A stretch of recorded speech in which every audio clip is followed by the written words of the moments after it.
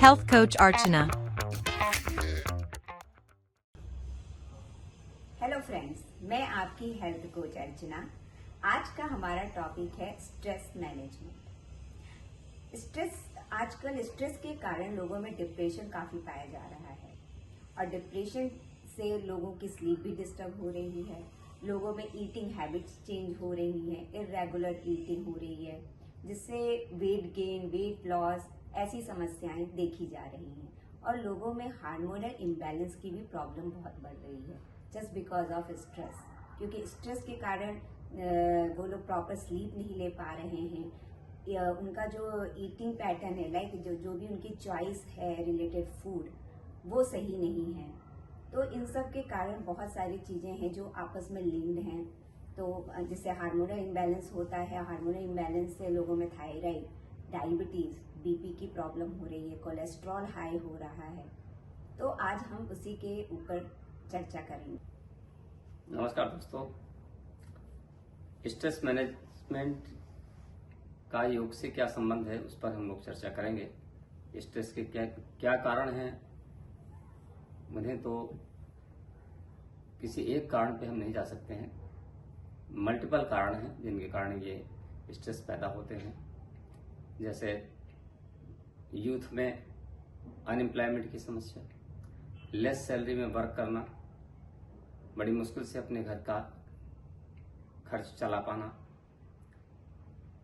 इसके अलावा हमारी जो लायबिलिटीज हैं वो पूरी ना हो पाना, ईटिंग पैटर्न, ईटिंग टाइम व्यवस्थित ना होना, कभी नाश्ता स्किप कर दिया, कभी लंच स्किप कर दिया, कभी डिनर स्किप कर दिया, दोनों को इकट्ठा करके एक ही बार खा लिया। इन सब के कारण कभी आपका इंडाइजेशन हो गया, कभी और कोई प्रॉब्लम हो गई। इस तरह से स्ट्रेस पैदा हो जाता है, जिसके कारण आदमी सो भी नहीं पाता है, फिर कभी कभी डिप्रेशन में भी चला जाता है। तो ये सारे कारण स्ट्रेस देते हैं।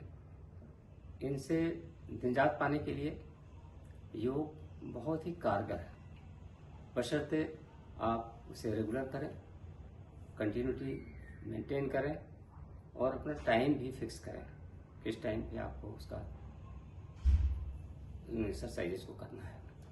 तो चलिए मैं आपको कुछ एक्सरसाइजेस के बारे में बताता हूँ।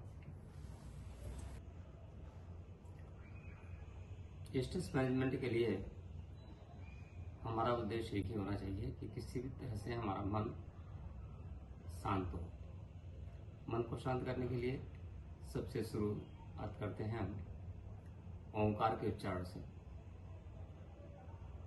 आंखें बंद कर लीजिए, सांस ले लीजिए, ओम करते हुए सांस छोड़ते जाइए। ऐसा 5 बार करना है।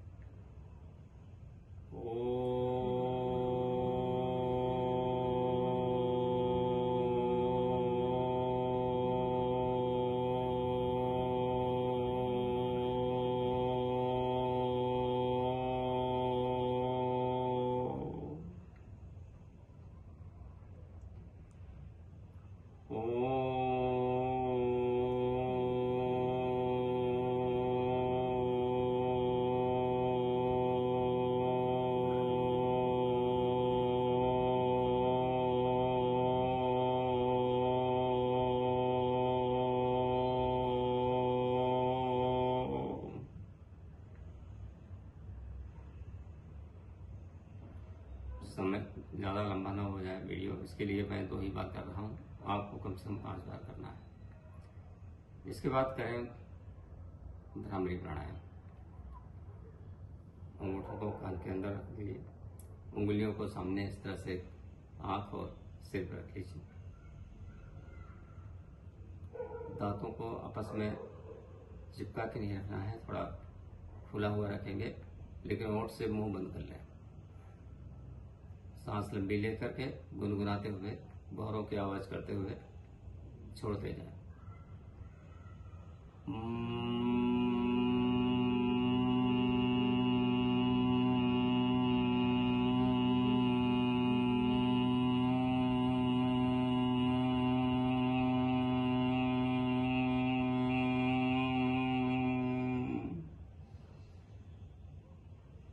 से सांस भर लीजिए और नाक से सांस छोड़ें।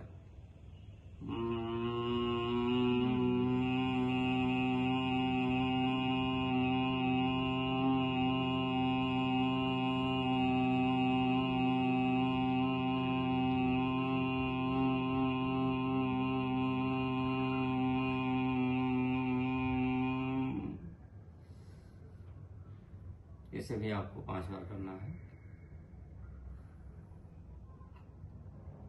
अनुलोम विलोम। अनुलोम विलोम में 2 उंगलियां मस्तक पर, अंगूठा दाहिनी तरफ और रिंग फिंगर बाईं ओर के नाक में रहे। बाएं नोस्ट्रल से सांस लेंगे, धीरे धीरे लंबी सांस लेंगे, होल्ड नहीं करते हुए बाएं नोस्ट्रल को बंद करके दाहिने नोस्ट्रल से धीरे धीरे ही छोड़ते जाएंगे। इतना धीरे धीरे इसमें सांस लेना और छोड़ना है कि आपको सांस की आवाज स्वयं भी सुनाई नहीं दे। शुरू करेंगे।